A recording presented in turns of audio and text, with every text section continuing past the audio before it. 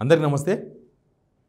రేవంత్ రెడ్డికి ముఖ్యమంత్రి గారికి ఏమాత్రం అవకాశం వచ్చినా సరే కాళేశ్వరం ప్రాజెక్ట్ పైన చిమ్ముతూనే ఉండాలి.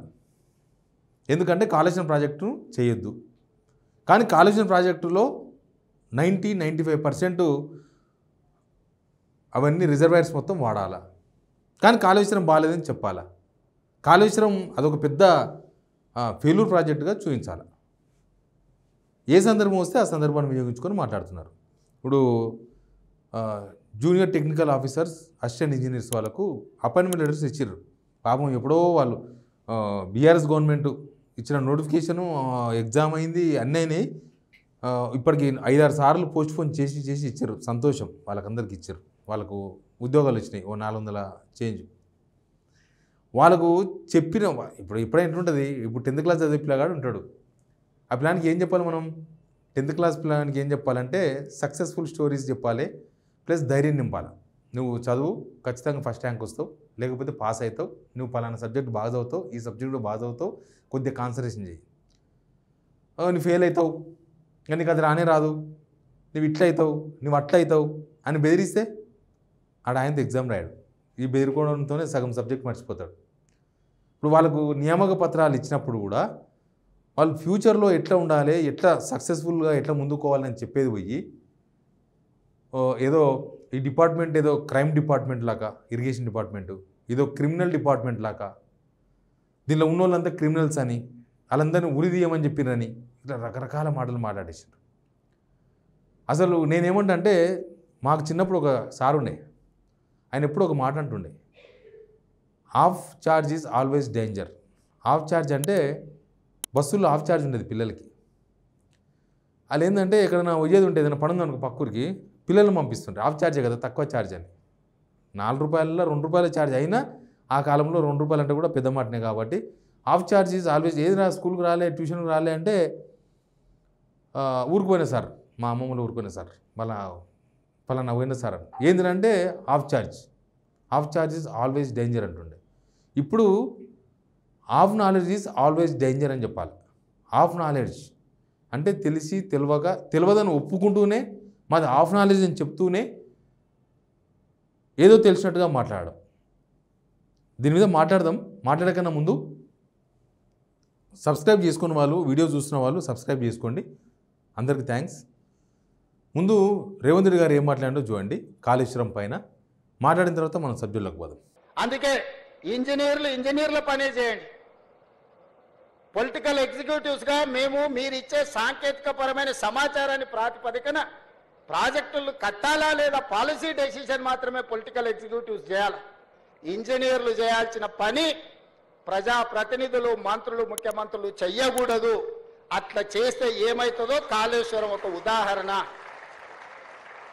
ఇంజనీర్ల గౌరవం ఇంజనీర్లకు ఉండాలి. మీరు కష్టపడి చదువుకున్నది అసిస్టెంట్ ఎగ్జిక్యూటివ్ ఇంజనీర్గా మీ ఉద్యోగ బాధ్యతలు మొదలు పెడితే చీఫ్ ఇంజనీర్ కావాలి, లేకపోతే ఇంజనీరింగ్ చీఫ్ కావాలంటే 30 ఏళ్ళు శాఖలు కష్టపడి మెట్టు ఎక్కుకుంటూ వస్తే ఇంజనీరింగ్ చీఫ్ అనే ఉద్యోగం వస్తుంది. కాలం కలిసి వస్తే ఎమ్మెల్యే కావచ్చు, మంత్రి కావచ్చు, ముఖ్యమంత్రి కావచ్చు, 3 ఏళ్ళలోనే 2 ఏళ్ళలోనే. ఇంజనీరింగ్ చీఫ్ 30 ఏళ్ళు అయితే కానీ కాలేరు. రేవంత్ రెడ్డి గారు మాట్లాడిన విధానం బట్టి చూసిన తర్వాత ఇరిగేషన్ మీద బొత్తిగా అవగాహన లేనట్టుగా అనిపించింది.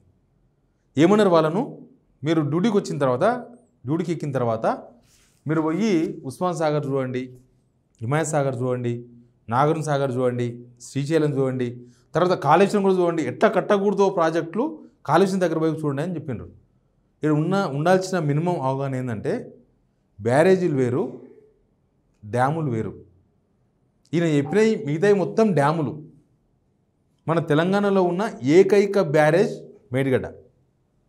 మిగతా మొత్తం డ్యాములే. నాగార్జున సాగర్ డ్యామ్, శ్రీశైలం డ్యామ్, ఇంకా ఇవైతే చెరువులు, మీకు తెలుసు కదా.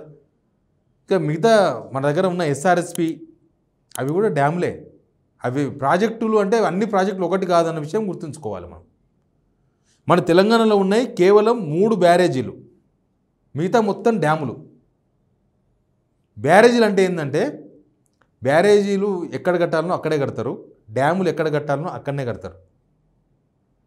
ఇప్పుడు ఒక ఇంటికి ఫస్ట్ ఫ్లోర్ ఎక్కడ కట్టాలంటే ఫస్ట్ ఫ్లోర్లోనే కట్టాలి. కింద కట్టి ఫస్ట్ ఫ్లోర్ అన్నికి ఛాన్స్ లేదు. ఫస్ట్ ఫ్లోర్ ప్లేస్లో ఉండాలి. అంటే పైన ఒక ఫ్లోర్ పైన కడితే ఫస్ట్ ఫ్లోర్ అవుతుంది. అది బ్యారేజ్ ఎక్కడ కట్టాలంటే అక్కడనే కట్టాలి. బ్యారేజ్ అంటేనే నీటిని నియంత్రించి, అంటే అది కట్టేది నీళ్ళనే. బ్యారేజ్ కట్టేదే నీళ్ళుల్లో కట్టాలా. నీళ్ళు వచ్చేదాన్ని నియంత్రించాలి, గేట్లు పెట్టి నియంత్రించాలా. అక్కడి నుంచి నీళ్లు టర్న్ చేయాలి, నీళ్లు మలపాలా. మలిపేసి తీసుకుపోయి రిజర్వాయర్లో పోయాలి. రిజర్వాయర్లు ఎక్కడైనా కట్టొచ్చు. రిజర్వాయర్లకు ఎక్కడ అనుకూలంగా ఉంటే అక్కడ, గవర్నమెంట్ జాగా ఉంటే గవర్నమెంట్ జాగా, ప్రైవేట్ జాగా ఉంటే ప్రైవేట్ జాగా, గుట్టల్లో, చెట్లుల్లో, పుట్టల్లో ఎక్కడైనా కట్టొచ్చు బ్యారేజీలు, డ్యామ్లు. కానీ బ్యారేజీలు కట్టాల్సింది ఖచ్చితంగా నది గర్భంలోనే కట్టాలి. వాటికి ఎట్లా పోలుస్తారు? శ్రీశైలం డ్యామ్ని ఎట్లా పోలుస్తారు? నాగార్జున సాగర్ డ్యామ్ని ఎట్లా పోలుస్తారు? తర్వాత ఇక్కడ బ్యారేజ్ని ఎట్లా పోలుస్తారు? అది బ్యారేజ్ అనేది నీటి ప్రవాహాన్ని నియంత్రించడం, దాన్ని మలపడం. అక్కడ ఉన్న గేట్లు అవే కదా. ఎక్కువ నీళ్ళు వచ్చినప్పుడు గేట్లు ఎత్తేస్తారు, పోతాయి. మళ్ళీ నీళ్ళు తక్కువ కాగానే మళ్ళీ దింపాలా, ఆగిపోతాయి. ఆ నీళ్ళు తీసుకుపోయి మేడిగడ్డ నుంచి అన్నారం కూడా బ్యారేజ్, తర్వాత అన్నారం సుందిల్లా, అక్కడి నుంచి తీసుకుపోయి మిగతా మొత్తం డ్యామ్స్.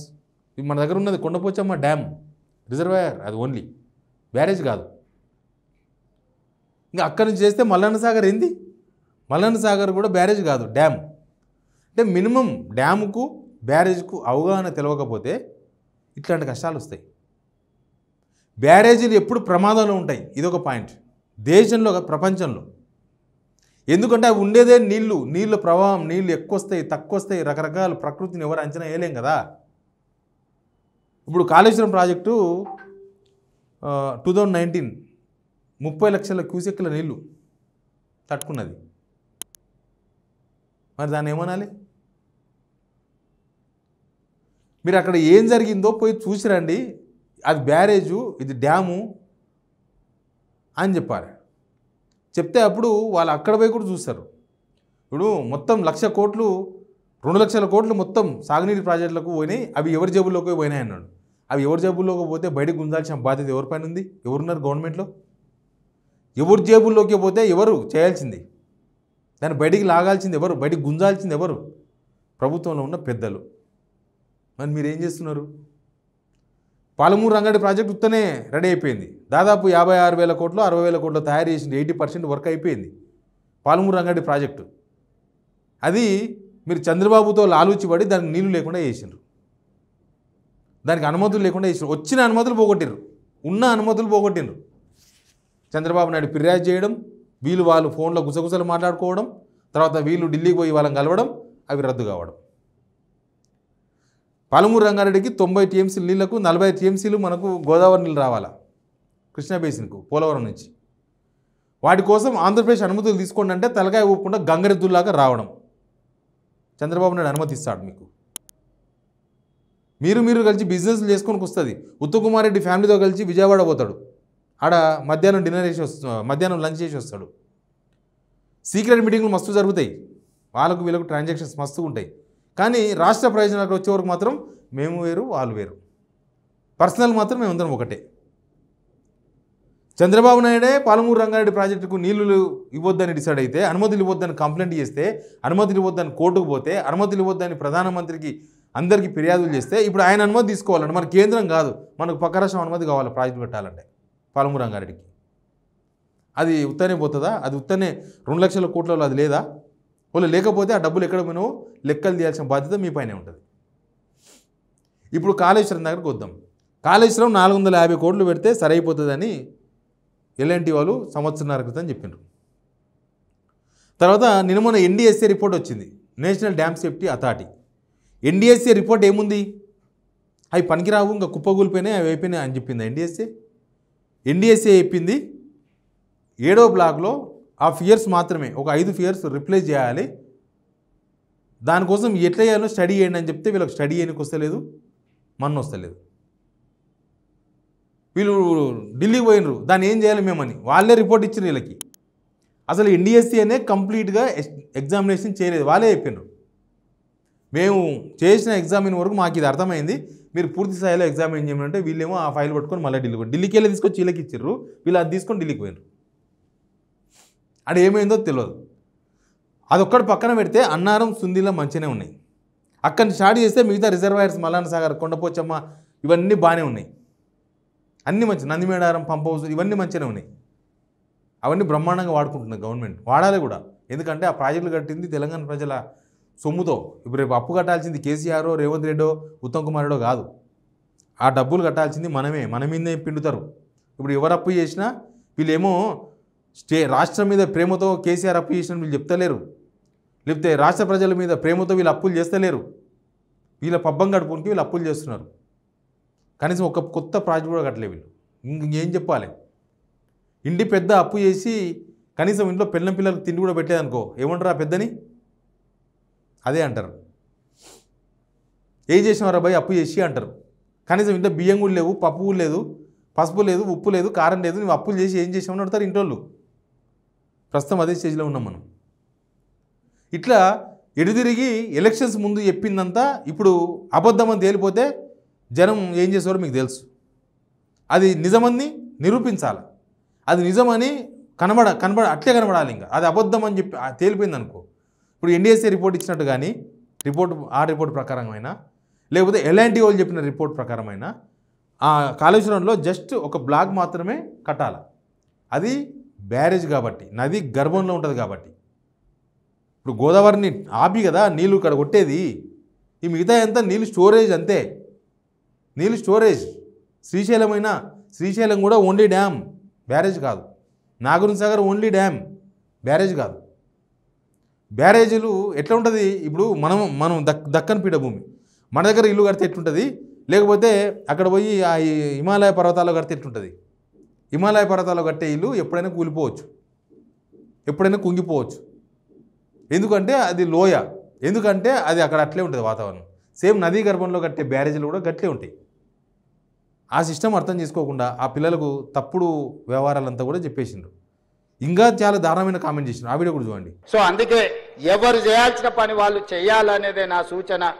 ఈరోజు తెలంగాణ రాష్ట్రానికి జరిగిన అన్యాయం గత పాలకుల నిర్ణయాల వల్ల, లోపభూయిష్టమైన ప్రాజెక్టుల నిర్మాణం వల్ల ఈరోజు ఏ ప్రాజెక్టు ఉంటుందో ఎప్పుడు కూలుతుందో తెలియదు. ఈ మధ్యలో సీతారామసాగర్ కూడా కట్టిన పిల్లర్స్ కానీ అన్ని కూలిపోయినట్టుగా అనిపిస్తున్నాయి. అసలు ఏ ప్రాజెక్టును ముట్టుకోవాలనో, ఎవరితో మాట్లాడాలనో గాల్లో పేక మేడలు కూలినట్టు కూలిపోతున్నాయి అని అంటే దీనికి కారణం వేదిక మీద ఉన్న అధికారులు కానీ, ఇక్కడ కొత్తగా చేరబోతున్న మీరు కానీ ఆలోచన చేయండి. ఏమంటున్నారు? ఇప్పుడున్న ఇరిగేషన్ డిపార్ట్మెంట్ వాళ్ళు మొత్తం క్రిమినల్స్ అన్నట్టుగా చిత్రీకరించారు. మొత్తం క్రిమినల్సే, వాళ్ళని ఉరిశిక్ష చేయమని విజిలెన్స్ రిపోర్ట్ చెప్పిందంట, ఎన్డీఎస్ఏ చెప్పిందంట. ఆ రిపోర్ట్లో ఉందా అట్లా ఉరిశిక్ష ఏమని ఉందా రిపోర్ట్లో? అంటే వీళ్ళు జాబ్ ఎక్క ముందే భయప్రాంతం గురి చేయడం.